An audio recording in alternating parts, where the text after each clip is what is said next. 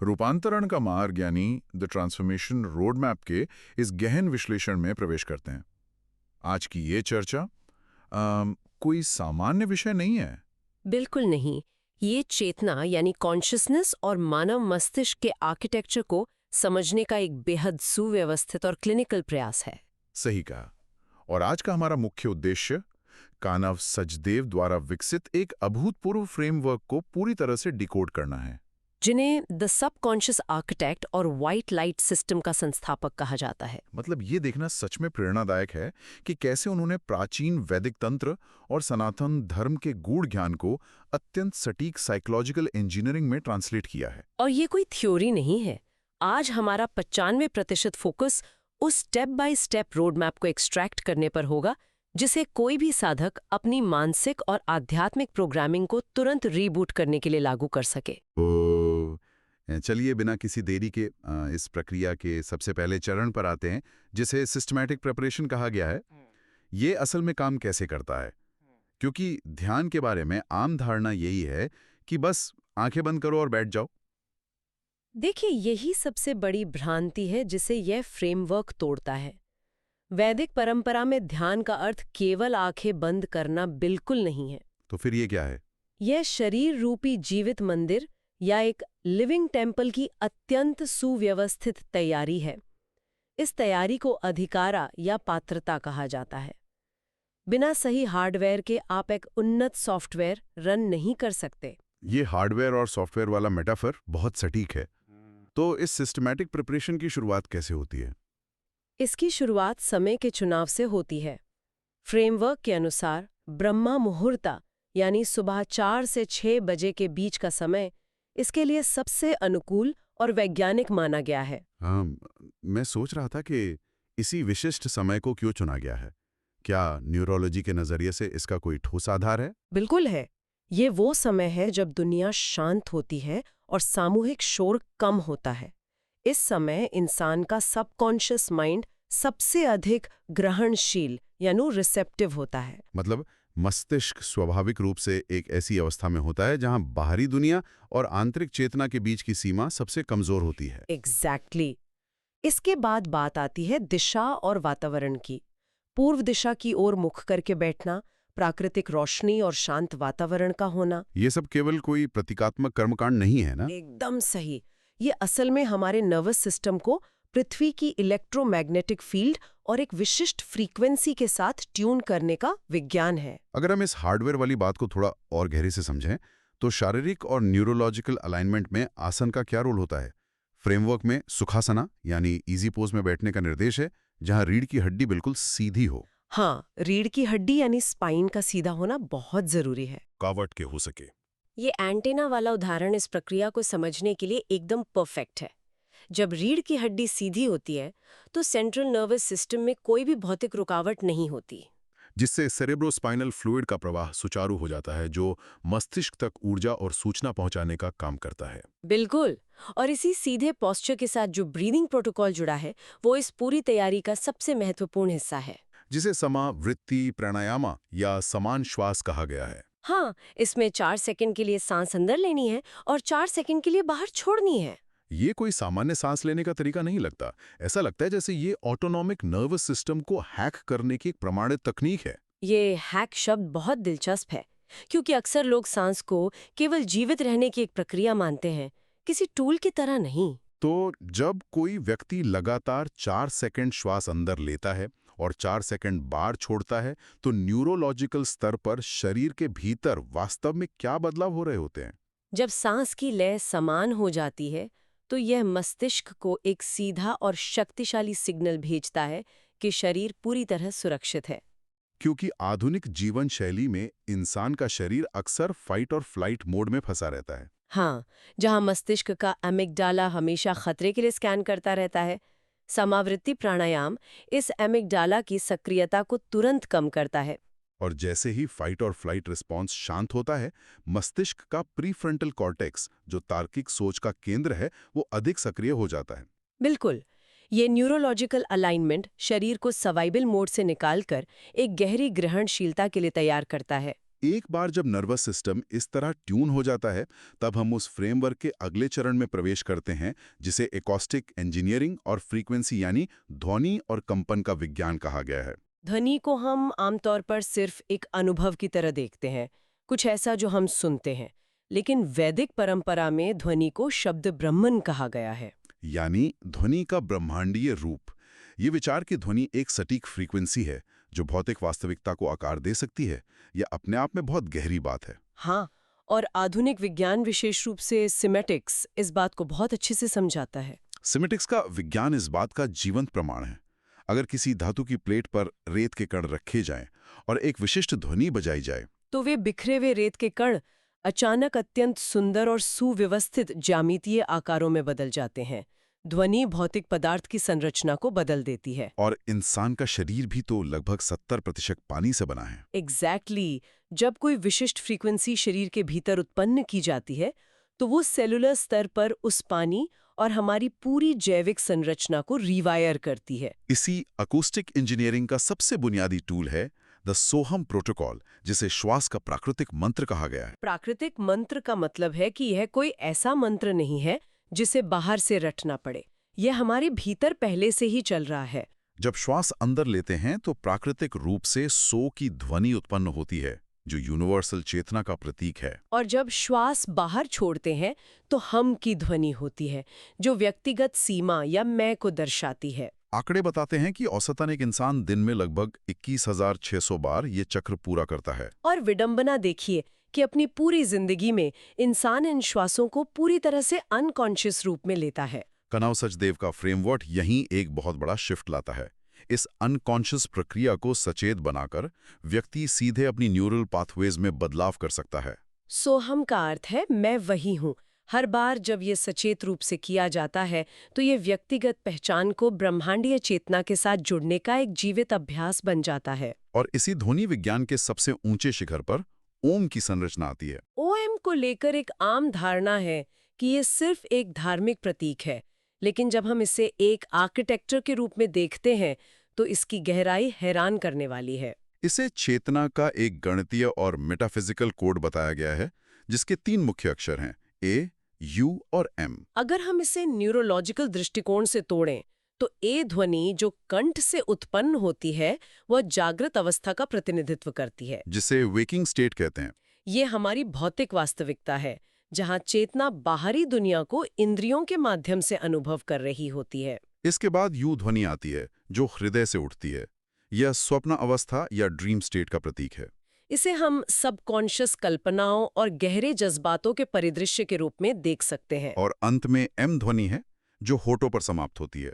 ये गहरी नींद या डीप स्लीप का प्रतीक है, जहां व्यक्तिगत ईगो पूरी तरह विलीन हो जाता है। यह तीनों अवस्थाएं तो इंसान हर दिन अनुभव करता है, जागना, सपने देखना और गहरी नींद। लेकिन इस आर्किटेक्चर में जो सबसे रहस्यमयी हिस्सा है वो एम के बाद आने वाला सन्नाटा है।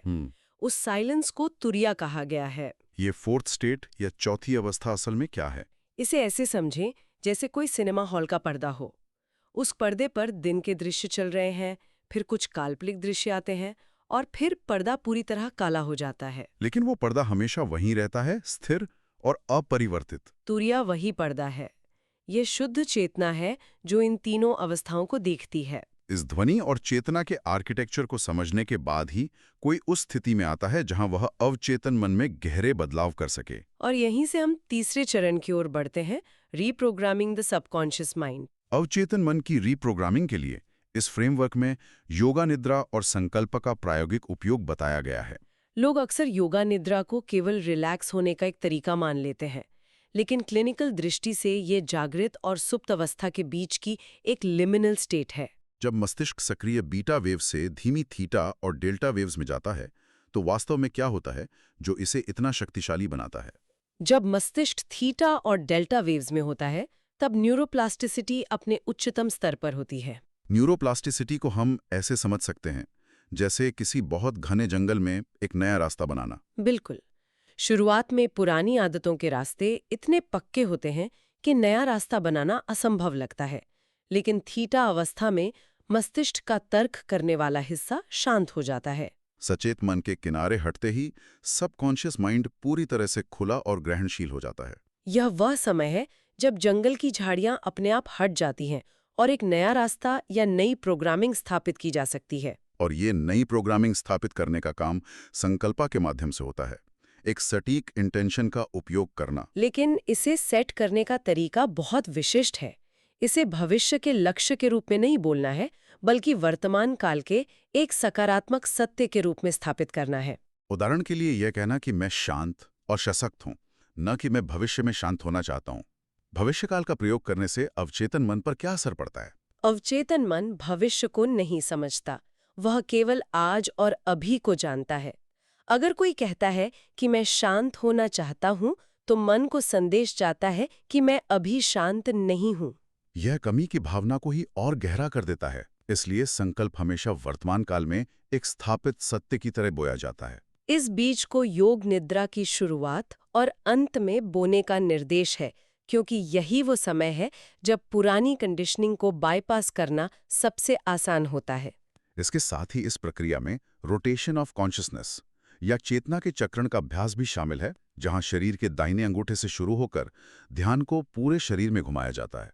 यह प्रक्रिया केवल रिलैक्स करने के लिए नहीं है, यह मोटर कॉर्टेक्स को उद्दीप्त करने की एक बहुत ही उन्नत विधि है। ऐसा लगता है जैसे ये शरीर के ऊर्जा मानचित्र के अनुसार नर्वस सिस्टम को फिर से इंटीग्रेट करने का कोई तरीका है। हाँ, क्योंकि हमारे शरीर के अलग-अलग हिस्सों में तनाव, पुरानी यादें और सूक्ष्म ट्रॉमा जमा होते हैं। चेतना का चक्रण उन छिपे हुए तनावों को सतह पर लाता है। और जब ये पुराने ट्रॉमा सतह पर आते हैं, तब हमें इस फ्रेमवर्क के सबसे इंटेंस हिस्से का सामना करना पड़ता है, चौथा चरण, जिसे ट्रांसम्यूटिंग ट्रॉमा लूप्स कहा गया है। पुराने ट्रॉमा और मानसिक पैटर्न से बाहर आना सबसे बड़ी चुनौती होती है। यहाँ अग्नि ध्याना या आंतरिक अग्नि के विज्ञान की बात की गई है। इसमें नाभि के पास स्थित मणिपुरा चक्र पर ध्यान केंद्रित करने का निर्देश है, जिसे 10 पंखुड़ियों वाले पीले कमल के रूप में दर्शाया गया है। यह चक्र व्यक्तिगत शक्ति का केंद्र है।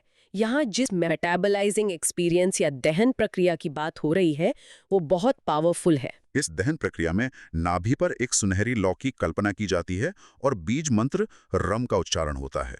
ये वास्तव में कैसे काम करता है? यह अग्नि केवल वह जैविक अग्नि नहीं है जो भोजन पचाती है, यह एक मनोवैज्ञानिक अग्नि है। मनोविज्ञान में एक बड़ी समस्या ये है कि इंसान अपनी नकारात्मक भावनाओं या दर्द को दबाने की कोशिश करता है।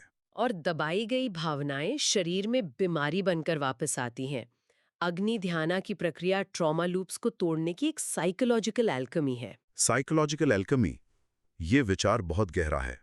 जैसे आग किसी अशुद्ध धातु को जलाकर कुंदन बना देती है, वैसे ही ये अग्नि संस्कारों को भस्म करती है। ये संस्काराज वे गहरे मनोवैज्ञानिक पैटर्न है जो इंसान को बार बार एक ही तरह की गलतियों में फंसाते हैं।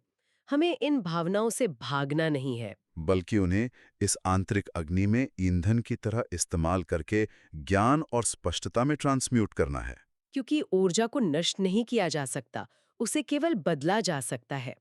जब दर्द या क्रोध को इस अग्नि में डालते हैं, तो वो शुद्ध चेतना में बदल जाती है। जब ये दहन प्रक्रिया पूरी होती है, तो जो बचता है वो एक असीम शांति है।